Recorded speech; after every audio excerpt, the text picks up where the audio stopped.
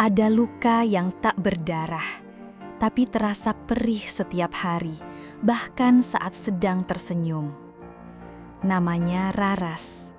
Orang bilang dia istri yang baik, bahkan terlalu baik. Dia tak banyak menuntut, tak suka bersuara keras, tak pernah menyuruh lebih dari yang sanggup dikerjakan. Suaranya lembut, tubuhnya mungil, wajahnya tenang. Ia seperti hujan bulan Juni, datang diam-diam, menyentuh bumi dengan hati-hati. Tapi tak semua orang tahu, kadang hujan pun bisa menyimpan badai. Sudah 11 tahun Raras menjadi istri Gilang. Lelaki tinggi berkulit sawo matang dengan sorot mata tenang yang dulu membuat Raras jatuh hati. Dari luar, rumah tangga mereka tampak seperti foto keluarga di iklan susu, hangat, tertawa, sederhana. Tapi hidup bukan iklan, dan cinta tak selalu bertahan hanya karena kenangan. Hari itu Raras duduk di pojok ruang tamu, memegang ponsel yang bergetar dalam diam. Di luar, suara motor tetangga pulang dari pasar terdengar samar. Matahari sudah condong ke barat, menyinari lantai keramik putih dengan warna keemasan. Di dapur, kompor masih menyala, air belum sempat dimasukkan ke dalam gelas. Pesan di layar ponsel menyala pelan. "Bunda, maafin aku ya. Aku udah nikah sama Mas Gilang minggu lalu. Kami nggak bermaksud nyakitin." Raras tak segera menangis, hanya diam, lama. Seperti tanah yang pecah pelan karena musim kemarau. Tak langsung hancur, tapi keringnya menggores. Kadang, luka paling dalam bukan ketika seseorang berteriak di hadapan kita, tapi justru ketika ia tak merasa salah.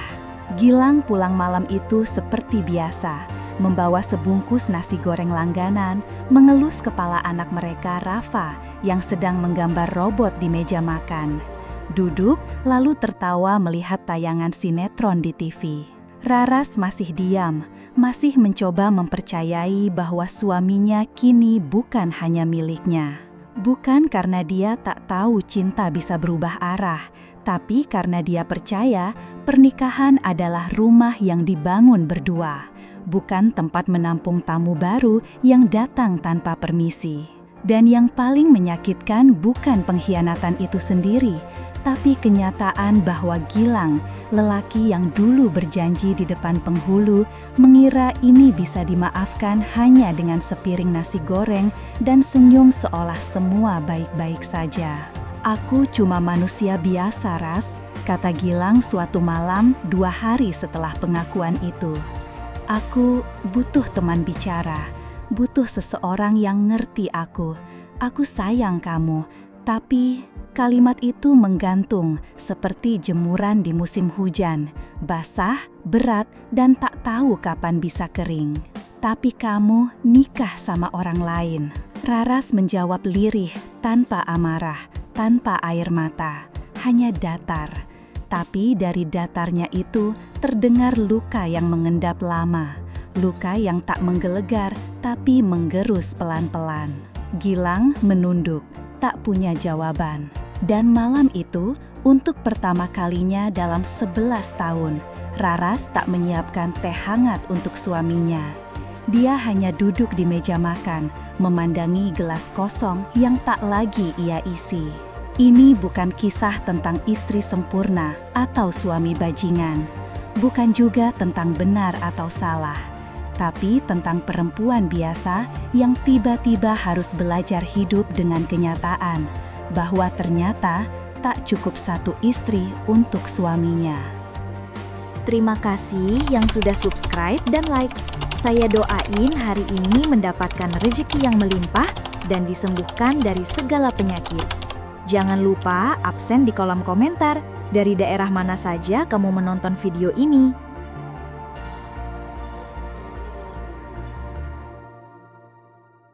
Kadang, hidup berjalan pelan, tapi diam-diam membawa kita jauh dari titik awal. Kita baru sadar saat semua tak lagi sama. Raras tinggal di sebuah rumah kecil di ujung gang sempit di kawasan Bantul, Yogyakarta.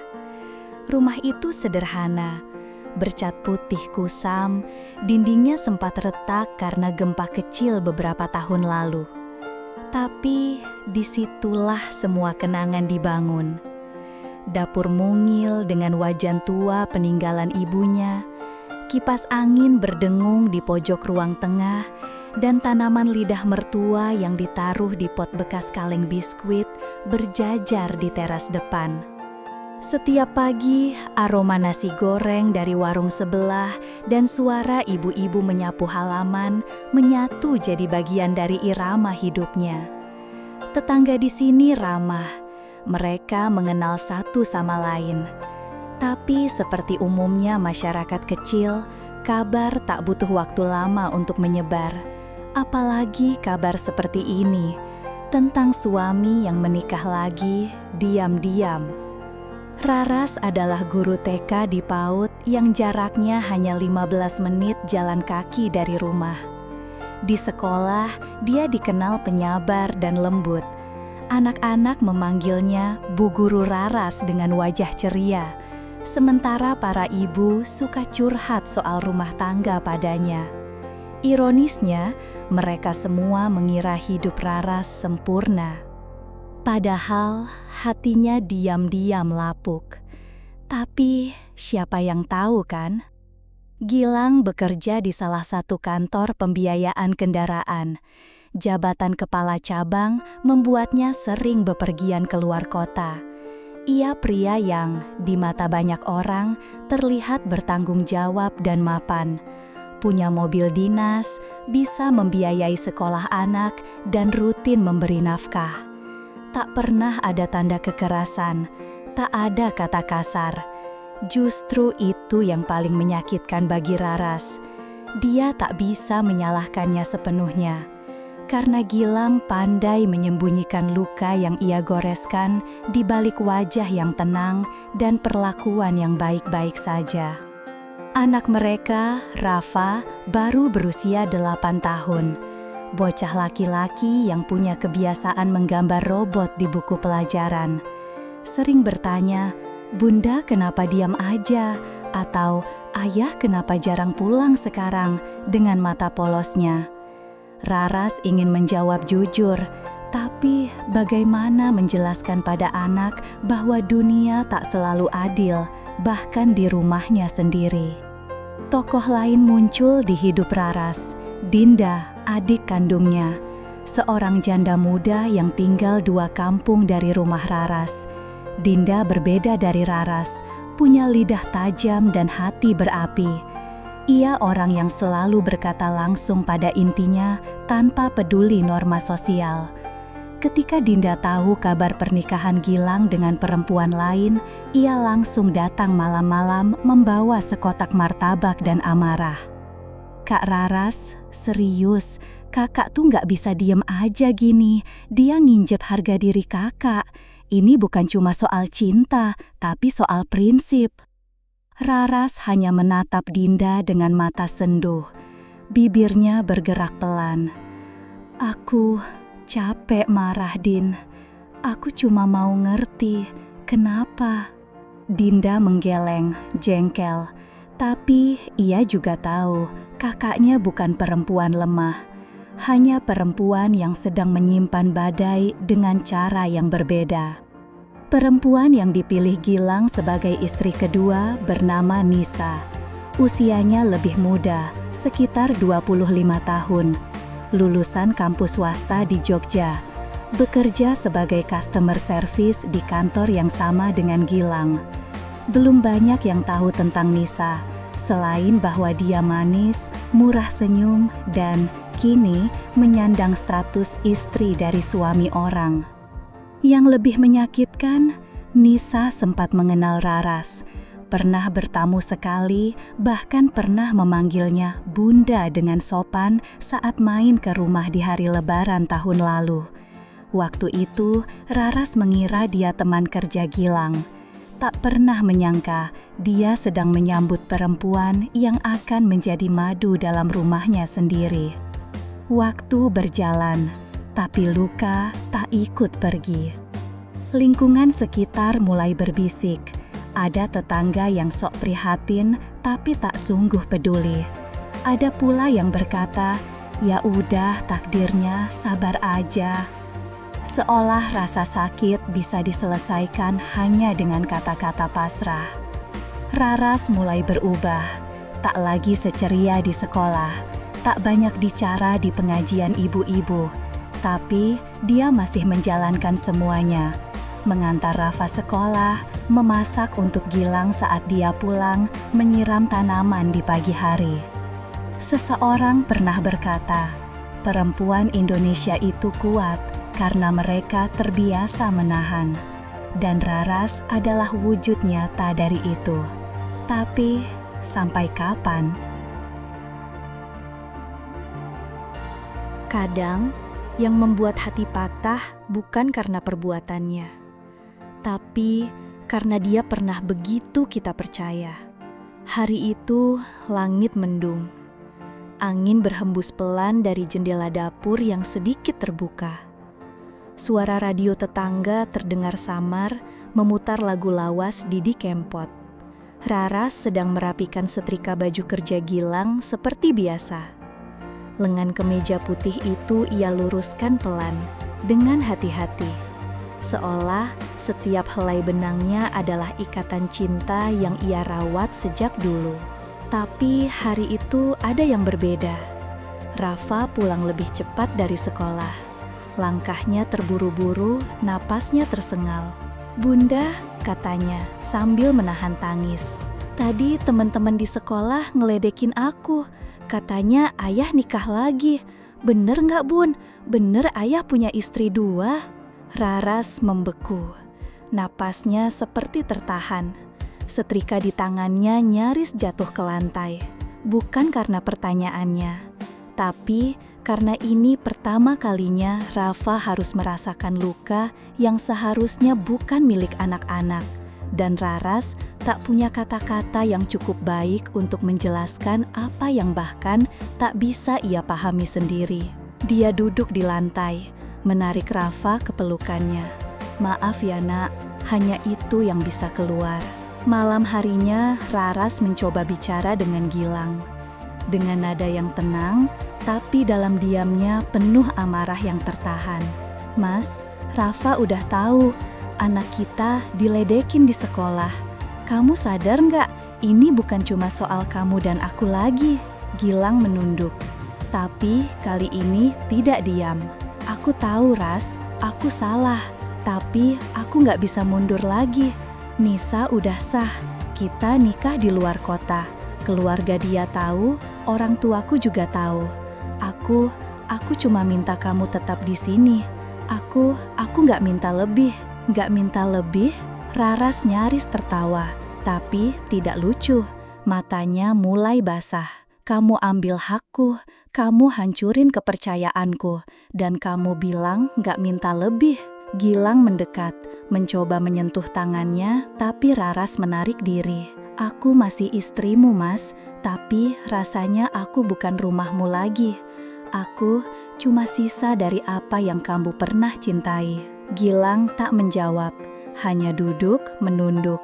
Malam itu mereka tidur dalam diam yang menusuk. Di antara dua bantal yang terasa seperti tembok pemisah, Raras terjaga lebih lama dari biasanya. Ditemani detak jam dinding dan perih yang tak bisa ia ucapkan pada siapapun. Keesokan harinya, berita itu menyebar makin luas. Di arisan RT, beberapa ibu mulai bertanya dengan nada pura-pura prihatin. "Bu Raras, saya dengar suaminya sekarang punya istri lagi ya. Waduh, sabar ya Bu. Zaman sekarang emang susah ya Bu. Laki-laki itu suka nggak puas." Raras tersenyum, meski hatinya kecut. Ia tahu, kadang simpati hanya kedok untuk rasa puas saat melihat hidup orang lain retak. Sepulang dari arisan, dia berjalan pelan, melewati toko kelontong tempat biasa beli sabun, melewati gang kecil yang dulu sering ia lewati berdua dengan Gilang waktu masih pacaran. Semua terasa asing, meski dia tak pernah pindah tempat. Malamnya, Rafa demam. Raras menunggui di pinggiran ranjang sambil memegang kompres kain kecil. Anak itu menggigil, tubuhnya lemas. "Bunda, jangan pergi ya, jangan ninggalin Rafa." Kalimat itu menghantam lebih keras dari apapun. Dan malam itu, untuk pertama kalinya, Raras menangis di hadapan anaknya. Bukan karena lemah, tapi karena ia sadar, ia tak boleh hancur. Karena kalau ia jatuh, tak ada yang menjaga Rafa. Di hari keempat setelah pertanyaan Rafa, Raras akhirnya melakukan sesuatu yang tak pernah ia bayangkan. Ia datang ke kantor tempat Gilang bekerja. Dengan gamis sederhana dan wajah tanpa riasan, ia melangkah masuk, melewati meja resepsionis. Beberapa karyawan terdiam melihatnya. Ada yang menunduk, ada yang berbisik. Tapi Raras tetap melangkah. Dan di ujung lorong itulah ia melihat Nisa, duduk di meja sedang mengetik. Raras menatapnya, tanpa marah, tanpa nada tinggi. "Kamu tahu saya siapa kan?" Nisa berdiri pelan, wajahnya pucat. Bu Raras, saya,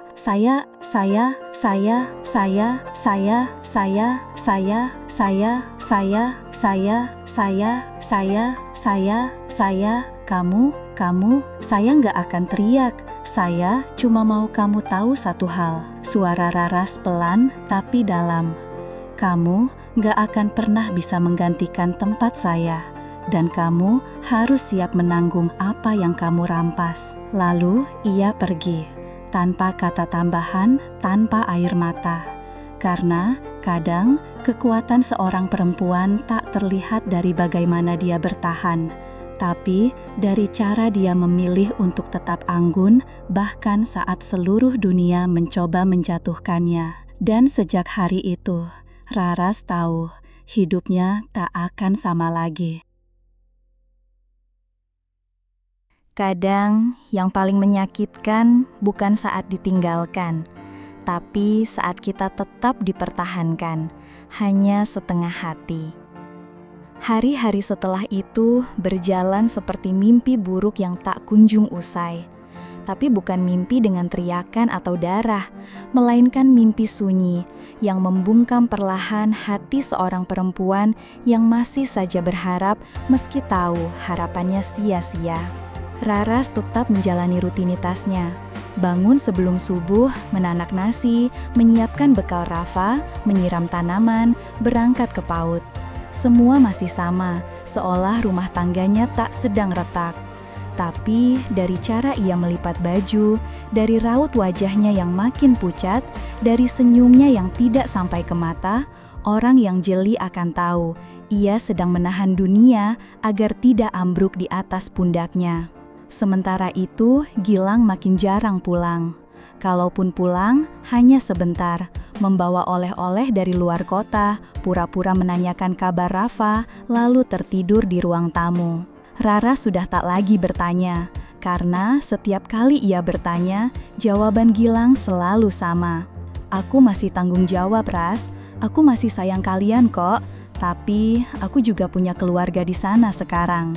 Kata keluarga di sana itu menghantam Raras seperti batu, karena dulu hanya merekalah yang disebut keluarga. Suatu sore, di halaman belakang rumah, Raras duduk di bangku bambu sendirian. Di depannya, pohon jambu air yang ditanam Gilang waktu mereka baru menikah, kini tumbuh tinggi. Dedaunnya rimbun, tapi batangnya bengkok ke arah luar pagar. Dinda datang tiba-tiba, membawa gorengan dan teh manis hangat. "Kak, aku tuh gak habis pikir ya, gimana bisa kamu masih ngurusin dia, masih nyiapin rumah ini, masih tetap di sini, padahal dia udah nikah sama perempuan lain." Raras hanya diam, matanya memandangi langit sore yang berwarna oranye, seakan berharap jawaban datang dari awan. "Aku nggak tahu, Din. Aku cuma takut kalau aku pergi, Rafa kehilangan 2 orang sekaligus. Dia butuh ayah, meski ayahnya separuh hati, dia tetap ayahnya." Dinda mendengus kesal. "Kakak terlalu baik. Dunia ini kejam, Kak. Kita nggak bisa terus jadi perempuan yang cuma bisa ngalah." Aku bukan ngalah, jawab Raras pelan. Aku sedang mencoba ngerti, siapa tahu ini ujian. Tapi aku juga manusia, Din. Aku capek.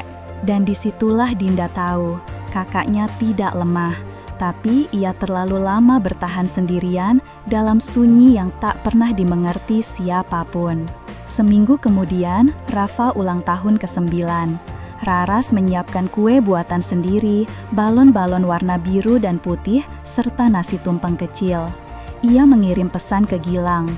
Rafa ulang tahun, kalau bisa pulang sore ini, dia nungguin. Tapi jam terus bergulir, sore menjadi malam, dan Gilang tak juga datang. Rafa mulai menunduk, mainan lilin-lilin di atas kuenya sendiri. Bunda, ayah nggak bisa datang ya, sibuk ya. Raras mengangguk pelan. Mungkin ayah lagi banyak kerjaan, tapi kamu tahu kan, Bunda tetap sayang kamu, selalu. Rafa tersenyum kecil, tapi matanya berkaca. Dan saat meniup lilin, ia berdisik lirih yang hanya bisa didengar Raras. Semoga ayah balik kayak dulu lagi. Doa yang sederhana, tapi membuat hati Raras seperti diremuk perlahan. Malam itu, setelah Rafa tertidur, Raras duduk di depan meja makan sendirian. Piring-piring bekas pesta kecil itu belum dibereskan. Lampu dapur hanya menyala setengah, menyorot wajahnya yang letih. Dia membuka lemari kecil di dapur, mengambil satu kotak kayu yang berisi surat-surat lama, undangan pernikahan mereka, foto-foto waktu bulan madu di Kaliurang, dan satu kertas kecil yang sudah menguning, surat tulisan tangan Gilang dulu saat melamar. Raras, kamu, rumah yang selalu ingin aku pulang. Bersamamu, aku mau menua. Ia membaca kalimat itu berulang-ulang. Mencoba mencari apakah ada tanda bahwa semua ini akan berubah. Tapi tak ada. Dulu Gilang mencintainya. Dulu janji itu nyata. Dan di tengah malam itu, di sela isak yang tak bersuara, Raras menulis sesuatu di buku harian yang sudah lama tak ia sentuh. Tangannya gemetar, tapi kata-katanya mengalir jelas. Jika suatu hari aku memilih pergi, bukan karena aku membenci, tapi karena aku lelah memperjuangkan seorang lelaki yang menganggap cinta bisa dibagi rata. Itu malam pertama, Raras mulai mempertanyakan, masih pantaskah ia bertahan atau saatnya ia menyelamatkan dirinya sendiri. Perempuan tidak lemah. Ia hanya terlalu sering diam. Tapi ketika ia bicara, maka semuanya berubah. Hari itu langit cerah, tapi hati Raras mendung. Sudah 3 hari Gilang tidak pulang, tidak ada pesan, tidak ada kabar. Hanya sunyi yang makin lebar jaraknya, membuat rumah mereka terasa seperti dua dunia yang sudah tak saling bersinggungan. Pagi itu di depan cermin, Raras melihat bayangannya sendiri.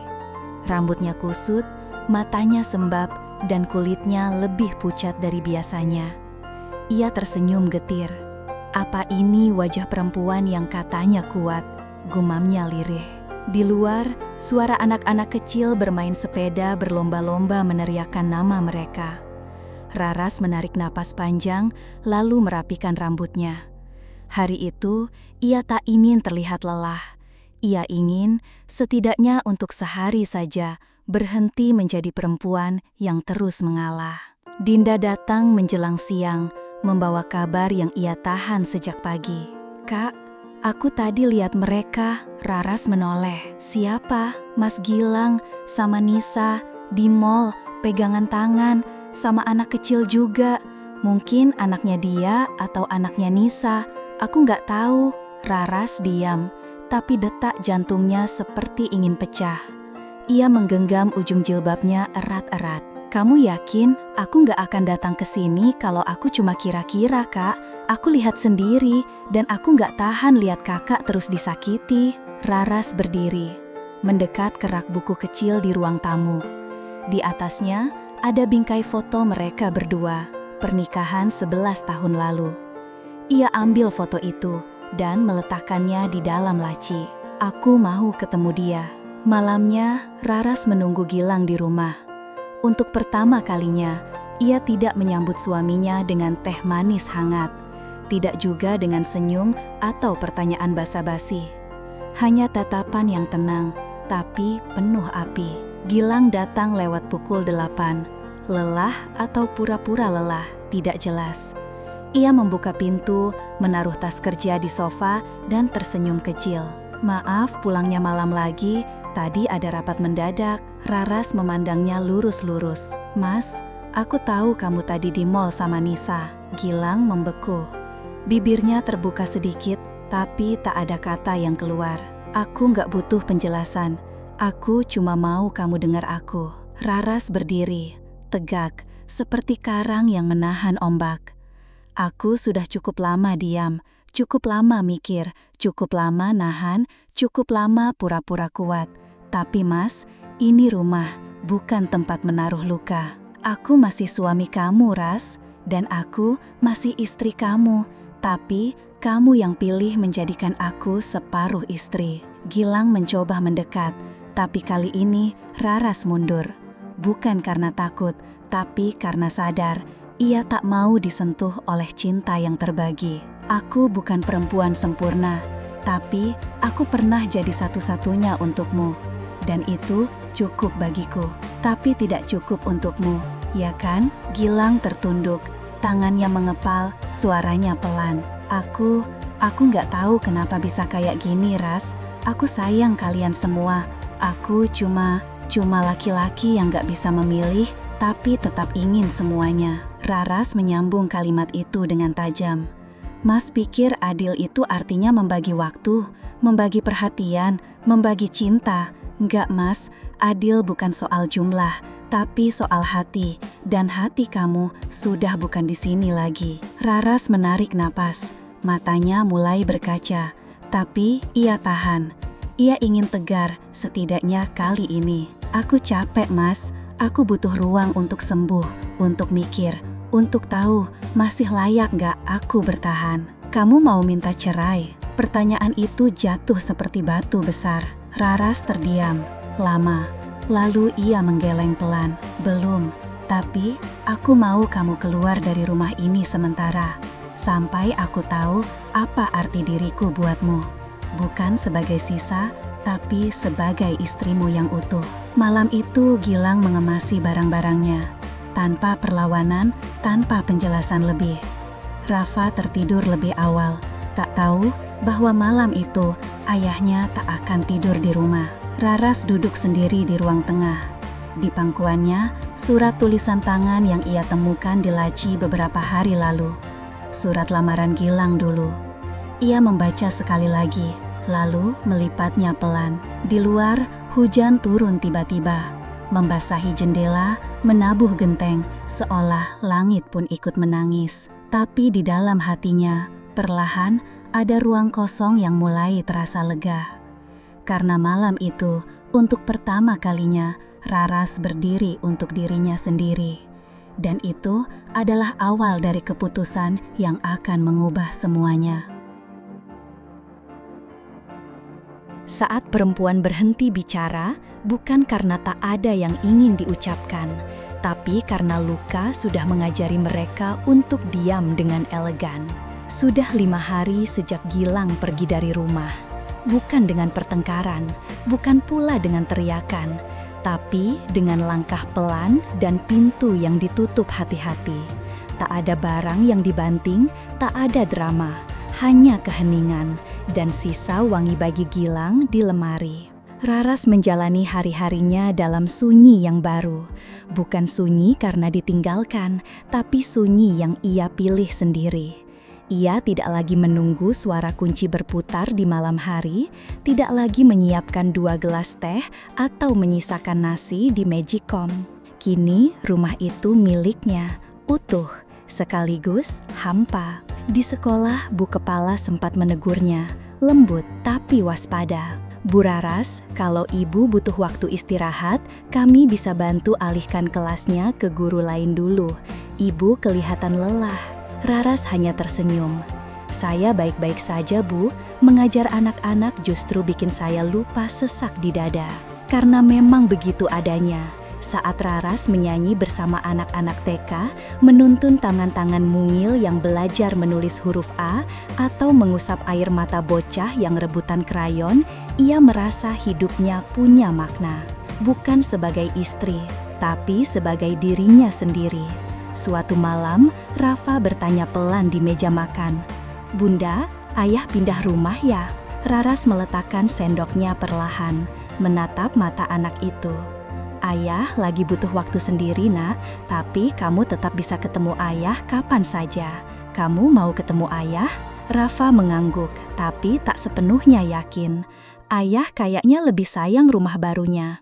Kalimat itu menampar, bukan karena Rafa salah bicara, tapi karena anak sekecil itu sudah bisa merasa ditinggalkan. Keesokan harinya, Raras memutuskan untuk bicara, bukan untuk Gilang, tapi untuk dirinya sendiri. Ia datang ke rumah orang tua Gilang, mertua yang dulu sangat menyayanginya. Ibu mertua membuka pintu dengan raut wajah yang rumit. Ada canggung, ada iba, tapi juga ada rasa bersalah yang tak bisa disembunyikan. "Masuk, Ras, ibu nggak nyangka kamu bakal kesini." Raras duduk, tenang, menyuguhkan senyum yang tidak sepenuhnya utuh. "Bu, saya nggak datang buat marah. Saya cuma mau tahu, sejak kapan ibu tahu Gilang nikah lagi?" Ibu mertua menunduk. Sejak sebelum Lebaran, dia sempat cerita, katanya Nisa hamil. Mereka akhirnya nikah siri dulu, baru resmiin belakangan. Ibu nggak bisa larang, Ras. Ibu cuma minta maaf. Dan itu cukup membuat dunia Raras kembali runtuh dalam diam. Jadi, ini bukan cuma soal cinta, tapi soal tanggung jawab. Dia menikahi Nisa karena dia jadi ayah untuk anak lain. Ibu mertua mengangguk pelan. Raras tak menangis.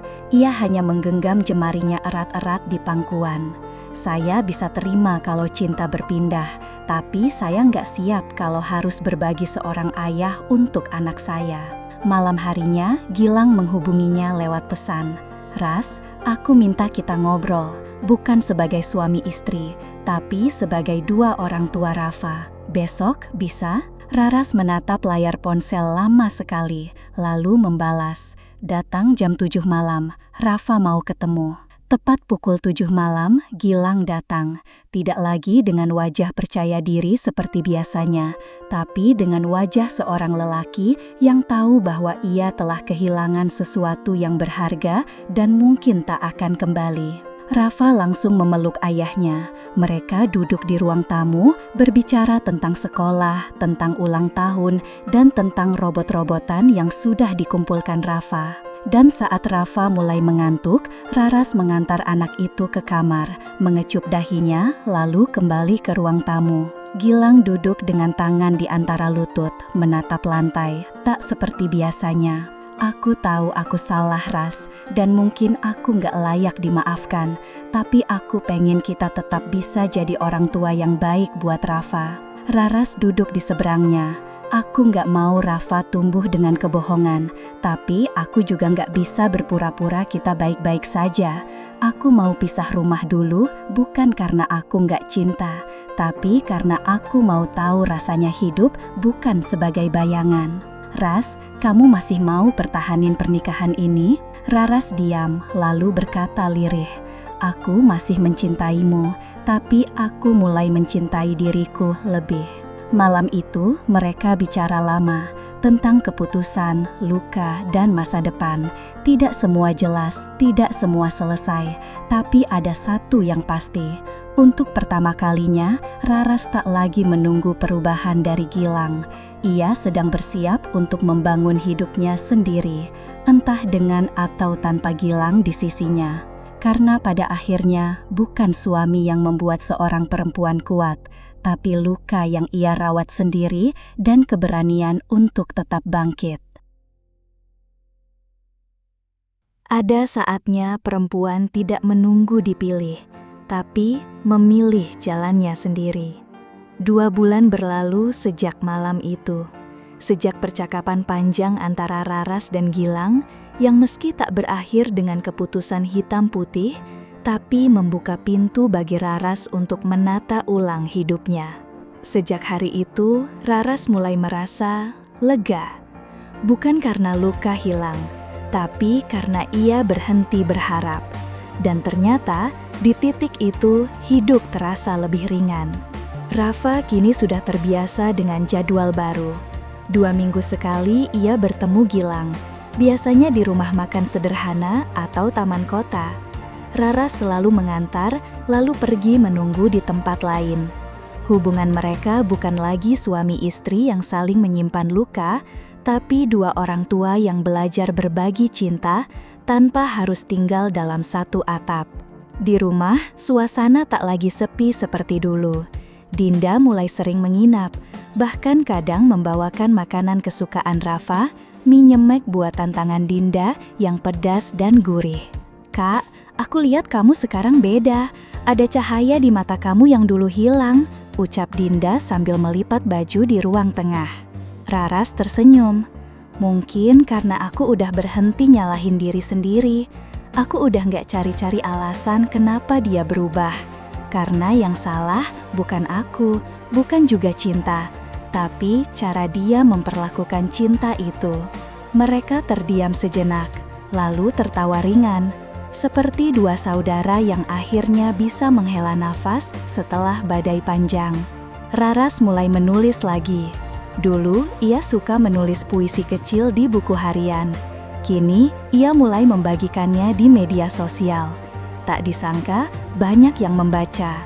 Banyak yang mengirim pesan, curhat, bahkan mengaku bahwa tulisan Raras membuat mereka merasa dimengerti. "Saya juga istri yang diduakan, Bu Raras, tapi saya belum sekuat ibu," tulis seorang pengikutnya di kolom komentar. Raras membalas dengan sederhana, "Kita semua kuat, Bu, hanya saja kadang kita butuh waktu untuk menemukan kekuatan itu." Dari situ, Raras mulai sadar, luka bisa jadi jalan pulang bagi perempuan lain. Dan mungkin memang itu tujuannya selama ini. Tuhan mengizinkannya jatuh agar ia bisa membantu orang lain bangkit. Suatu sore, saat sedang menyiram tanaman di teras, Gilang datang, sendirian, tanpa pemberitahuan. Dengan wajah yang tampak lelah dan mata yang, entah kenapa, terlihat kosong. "Boleh ngobrol sebentar?" tanyanya pelan. Raras mengangguk. Mereka duduk di bangku panjang yang biasa dipakai Rafa bermain Lego. Ada jeda yang panjang sebelum Gilang akhirnya bicara. "Aku cerai sama Nisa." Raras tak langsung menanggapi, hanya menatap ke arah pohon jambu air yang makin tinggi daunnya. "Dia nggak kuat, Ras. Katanya aku nggak pernah utuh ada di sana. Aku ternyata bukan lelaki yang baik untuk 2 perempuan." Raras menarik nafas dalam, tapi hatinya tenang. "Dan kamu kira kamu lelaki yang baik untuk 1 perempuan, Mas?" Nada suaranya tidak marah, hanya getir. Gilang menunduk. "Aku tahu aku terlambat, tapi kalau masih ada kesempatan, aku mau memperbaiki semuanya." Raras memalingkan wajah, memandang langit senja yang mulai berubah warna. Suara azan maghrib berkumandang dari musola kecil di ujung gang. "Mas, aku bukan lagi perempuan yang sama. Aku sudah belajar hidup tanpa kamu. Aku sudah belajar mencintai diriku sendiri. Aku nggak tahu apa aku masih bisa jadi istri kamu, tapi yang jelas, aku bukan lagi perempuan yang akan bertahan demi dipertahankan." Gilang menggigit bibirnya, tak berkata apa-apa. Lalu ia berdiri. "Aku akan tunggu jawaban kamu, Ras. Tapi apapun itu, aku akan terima." Dan sore itu, ketika pintu rumah kembali tertutup, Raras berdiri di baliknya. Ia tak menangis, tidak juga tersenyum. Tapi ada sesuatu yang kuat di dadanya. Seperti fondasi baru yang ia bangun sendiri. Dari luka, dari kecewa, dari cinta yang dulu sempat membuatnya lupa bahwa ia juga layak dicintai sepenuhnya, bukan setengah. Malam itu, di buku catatannya, ia menulis, "Aku mungkin bukan istri yang sempurna, tapi aku cukup. Jika seseorang merasa butuh yang lain, itu bukan tentang kekuranganku, tapi tentang ketamakannya. Dan itu adalah kemenangan pertama yang tak butuh sorak-sorai. Karena Raras tahu, kemenangan sejati adalah saat ia kembali memilih dirinya sendiri. Perempuan bukan sekadar rumah untuk cinta pulang. Kadang dia adalah jalan pulang itu sendiri. Waktu terus berjalan, musim berganti, luka pun seperti daun yang gugur dari dahan, perlahan mengering dan menghilang bersama angin. Tapi jejaknya tak pernah benar-benar hilang. Seperti bekas luka di kulit, tidak lagi sakit, tapi selalu ada untuk diingat. Sudah hampir setahun sejak malam terakhir Raras bicara dari hati dengan Gilang. Ia tidak langsung memberi jawaban malam itu, tidak juga setelah seminggu, 2 minggu, sebulan. Ia memilih untuk diam, bukan karena ragu, tapi karena ia tak ingin terburu-buru dalam luka yang masih hangat. Gilang sempat mencoba mendekat, mengantar Rafa lebih sering, menawarkan bantuan kecil, memperbaiki atap bocor, membelikan sembako, bertanya apakah Raras butuh ditemani ke dokter ketika flu. Tapi Raras tetap menjaga jaraknya, bukan karena benci, tapi karena ia tak mau kembali ke lingkaran yang sama. "Terima kasih Mas, tapi biar aku sendiri saja." Itu kalimat yang paling sering keluar dari bibirnya. Rafa tumbuh menjadi anak yang makin mandiri. Ia belajar menerima bahwa orang tuanya tidak tinggal serumah, tapi juga tahu bahwa mereka berdua tetap mencintainya. Dan mungkin itu cukup untuk membentuk hatinya agar tidak luka terlalu dalam. Suatu hari, Rafa pulang dari sekolah dan menunjukkan hasil gambar buatannya. Ada gambar perempuan berdiri di bawah pohon dengan matahari besar di belakangnya. "Ini Bunda," katanya bangga. "Bunda kuat kayak pohon jambu di halaman, meskipun sendirian, daunnya tetap hijau." Raras nyaris tak bisa berkata apa-apa. Anak sekecil itu sudah mengerti, kehadiran tak selalu diukur dari jumlah orang di rumah, tapi dari ketulusan cinta yang tinggal di dalamnya.